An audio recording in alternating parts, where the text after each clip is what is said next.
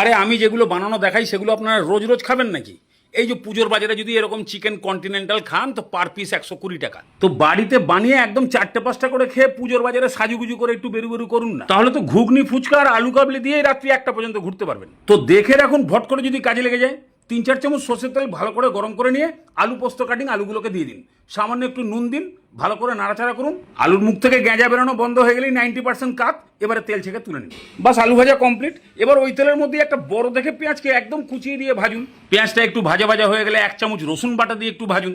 এর মধ্যে তো ঝামেলার কিছু নেই, রোজই তো আপনারা এইসব করছেন।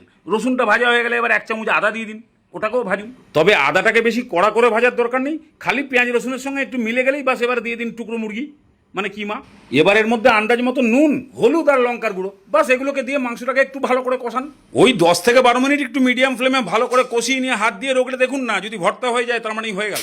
এবার সেই ভাজা আলুটা দিয়ে মাত্র 3-4 মিনিট ভালো করে কষিয়ে নিয়ে ধাক ধাক করে ফেলতে থাকুন। তো 1 চামচ করে গোলমরিচের গুঁড়ো আর গরম মশলা, ধনেপাতা কুচি, অল্প করে চিনি, সামান্য কিশমিশ আর 3খানা স্লাইস পাউরুটির গুঁড়ো, এগুলোকে ভালো করে একবার মিশিয়ে দিন, বাস তৈরি হয়ে গেল কন্টিনেন্টালের পুর।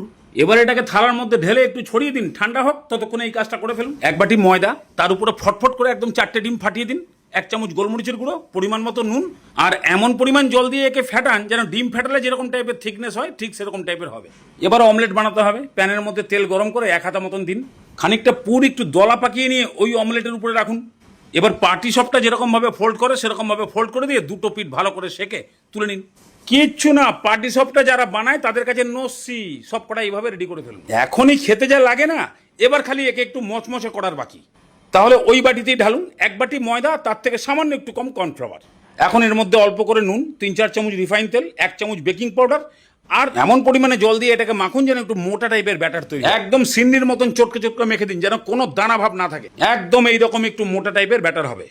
বাস এবারে একটা করে নিন, ব্যাটারের মধ্যে চুবিয়ে ভালো করে প্রাইমার লাগান আর গরম তেলে। এবার কত কাঠা আপনার কড়াইতে জায়গা আছে সেই অনুযায়ী সিলেক্ট করে কড়াইতে খেলতে দিন। তারপরেই উল্টে পাল্টে নাড়িয়ে চাড়িয়ে আপনার যেরম খুশি খুন্তি দিয়ে নাড়ান। যখনই দেখবেন দুপিঠটা একটু মচমচি টাইপের হয়ে এসছে, বাস এবারে তেল ছেঁকে তুলে নিন। আরে এই যে কি জিনিস তৈরি হলো না, একবার না বানিয়ে খেলে বুঝতে পারবেন না। গরম গরম এত মুচমুচে আর টেস্টি, খাওয়া শুরু করলে একদম ট্যাঙ্কি ভর্তি করে খাবে। তারপরে রাস্তায় কিছু খেতে ইচ্ছা করবে নাকি? মাত্র 15 টাকাতেই হোল নাইট ঘুরে বাড়ি এসে যাবে।